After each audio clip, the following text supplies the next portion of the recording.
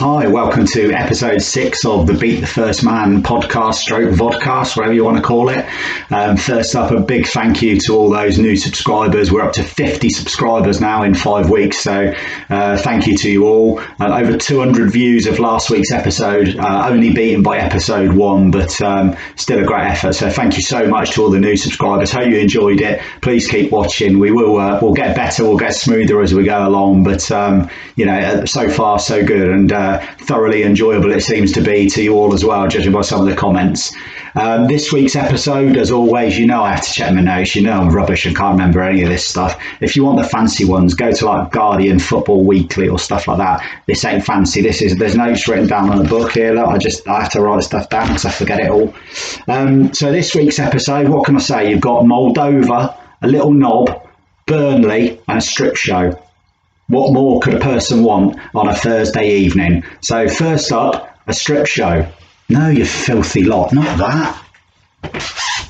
Stay there, I'll be back in a minute. Jeez, I'm not asking you to wait forever.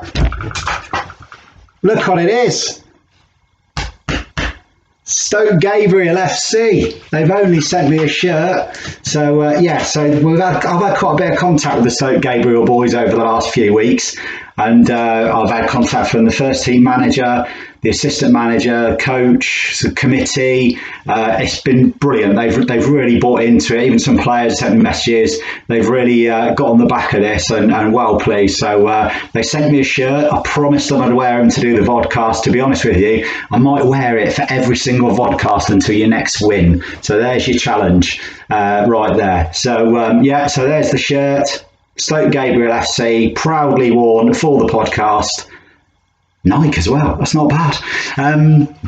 So, serious bell. So, I also had a message from the chairman, Gary Page. I'm not going to lie, there was a little bit of nervousness when I opened the message up. Bearing in mind I'd mocked his mid-table prediction and some of his comments. But to be fair, he was lovely, and he just asked if I could use this as a little bit of a platform to ask for a bit of help as much as anything else. Now, I've been involved with non-league football in the past. I know how difficult it is. They're basically desperately looking for volunteers to help them on the journey. There's a few people there doing what they can. All they want to do is build a football club for their local community, be it youth football, men's football. They're talking about getting a women's team for next year. So if you think you can help in any way, shape or form, you can drop me an email here, which is beatfirstman@gmail.com, and I can put you in touch with the right people if needs be.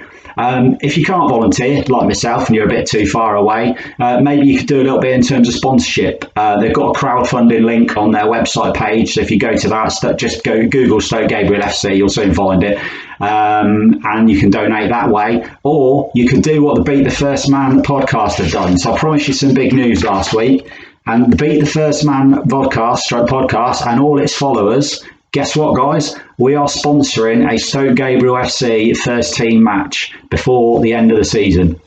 So we've not decided on fixture, that's still got to be sorted out. We're hoping to get one nearer the end of the season so that potentially we can get down there and maybe film an episode from down there as well, which I'm sure you all agree would be pretty interesting. So that was the news from last week. I was still talking to Rob about it at the time, but it's all finalised. We've just got to sort out the game, and but Beat the First Man proudly will be sponsoring a Stoke Gabriel FC first team match. So good news. So serious bell over. We can put that to one side. Let's get back to the banter and the comedy. So did they win last week? The mighty Stoke Gabriel? Of course they didn't. No, they lost 6-0 at Sidmouth, but better performance and one of their better performances of the season. And the messages that were coming through, they were having a real go and they really dug in. But 6-0 defeat. So, but as if those of you who might have watched Instagram or the extra time episode, VVV Venlo in the Netherlands played Ajax last week and lost 13-0. So 7 goals worse than Stoke Gabriel did last week. So bring on the Dutch. I'm going to lay down the challenge to the Dutch on Twitter this week. I'm going to put it on there and I'm going to tag the episode. Let's see if we can get a reaction from the VV Venlo mob. See if we can get them bought into it. So good luck to the Stoke Gabriel boys this weekend. Keep it going. We're all behind you massively. You've got a few new followers on Twitter. You've got me a few subscribers on here. So all good. So moving on from that. So it's a bit of time for, as always, a bit of this.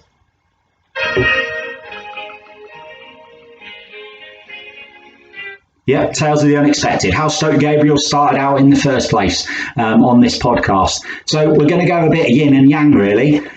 So Stoke Gabriel, as we know, have lost every game this season. They've had a torrid time. So I'm going to take you to Moldova.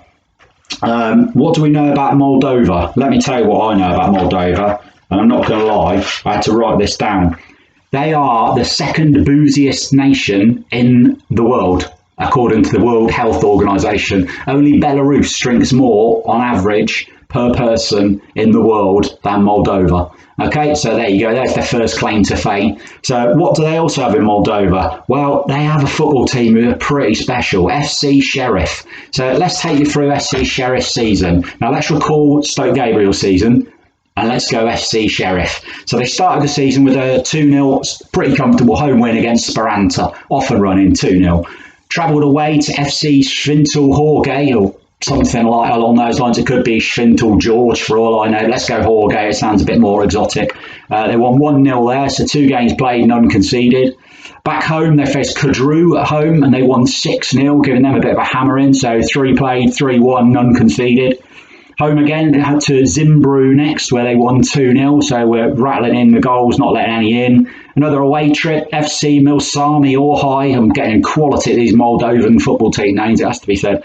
A 1-0 win. Back home to face Dynamo Auto, that was pretty easy. 6-0 again. Away to FC Floresti, 1-0. So far, that's 7 games, 7 wins, none conceded.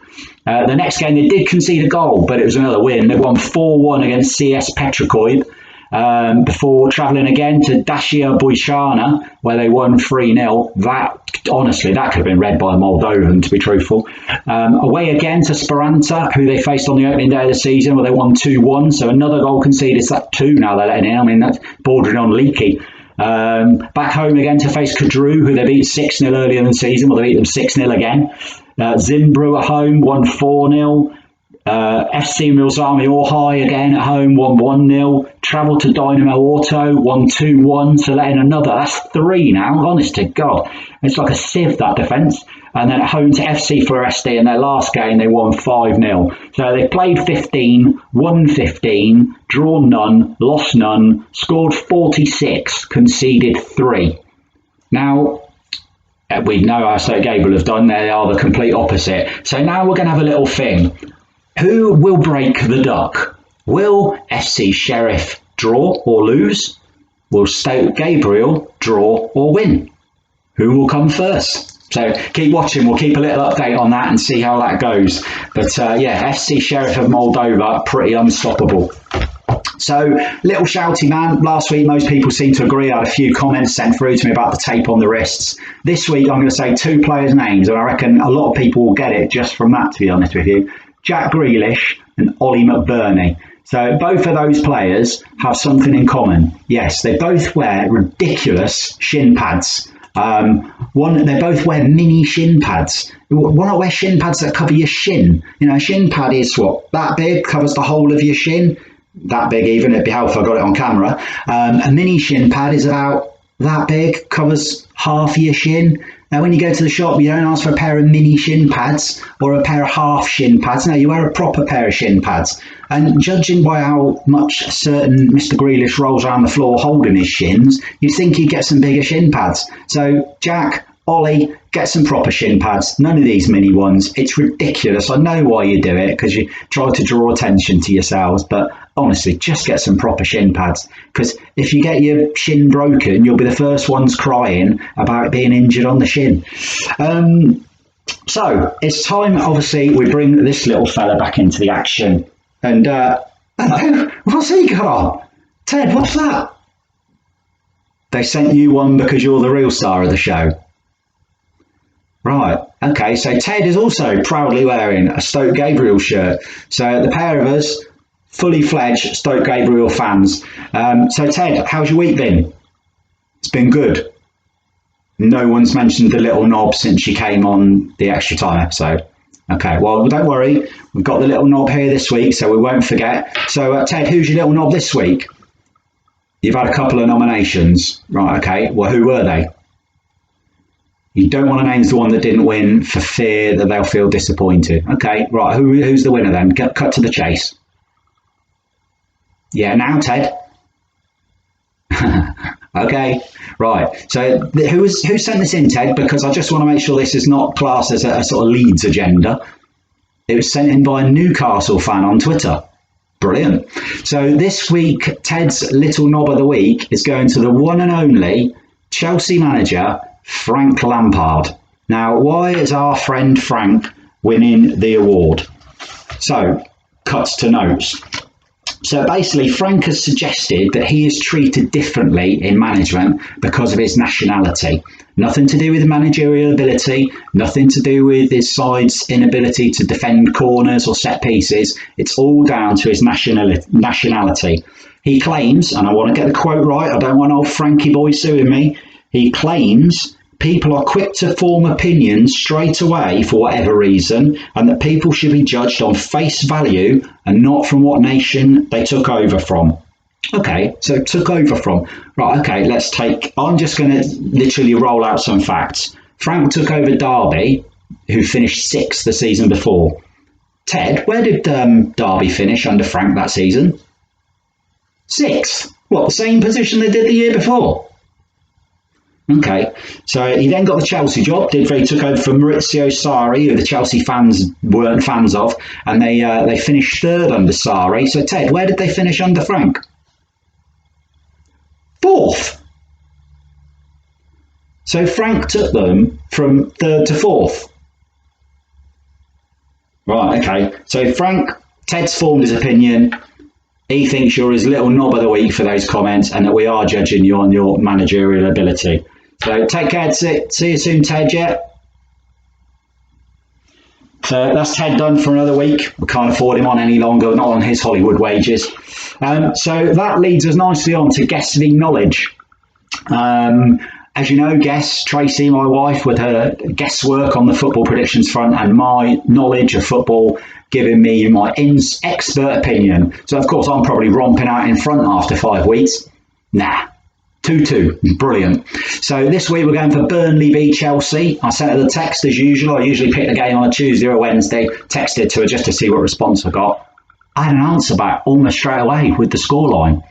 Her scoreline of Burnley 0, Chelsea 1. Very decisive, very instant.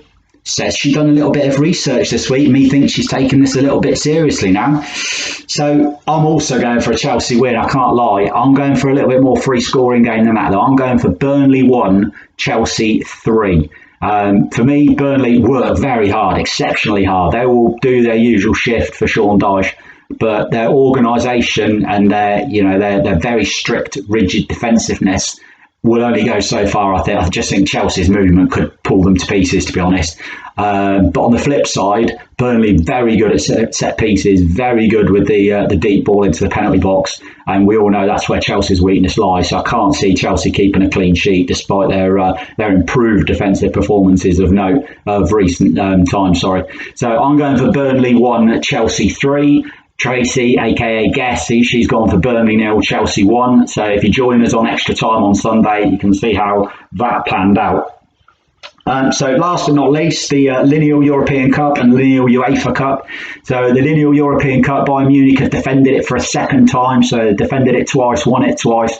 They went to Lokomotiv Moscow on Tuesday and won 2-1. The Russians did get it back to 1-1. They were almost dancing in the streets of Moscow at the thought of bringing the trophy back home, but Bayern snatched a winner with about 11 minutes to go. So defended the trophy, took it back to Germany, and they will take the trophy to Cologne on Saturday for their latest defence. Can they defend it for a third time?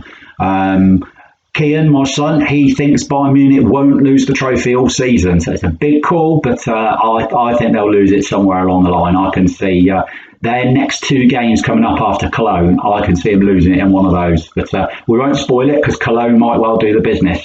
The Lineal UEFA Cup, however, we do have a new winner. So Seville did have it. They were beaten last weekend by Eibar 1-0. So we now have the rather brilliant Lineal UEFA Cup final tomorrow night between Eibar and Cadiz. Now that is why I formed this competition. UEFA should take a leaf out of my book. They're trying to do all these ways to vamp up trophies and make things interesting and European Super Leagues.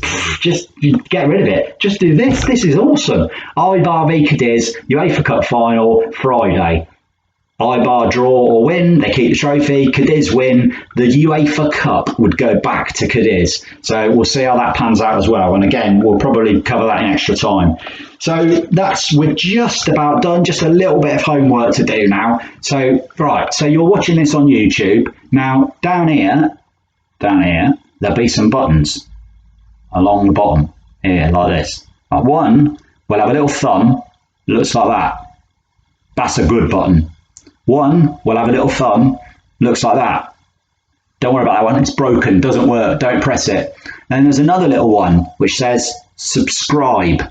Hit that one and magic things happen. Honestly, trust me, just press that button and see what happens. What you might find, if you can't see what happens instantly, if you go to the little bit at the top, it'll say subscribers and it'll have numbers and magically it will go up by one. So try it, honestly, see what happens, have a go. So you have a go, press the thumbs up one, miss out the middle one, just ignore that. Go to the end one, press subscribe, job done.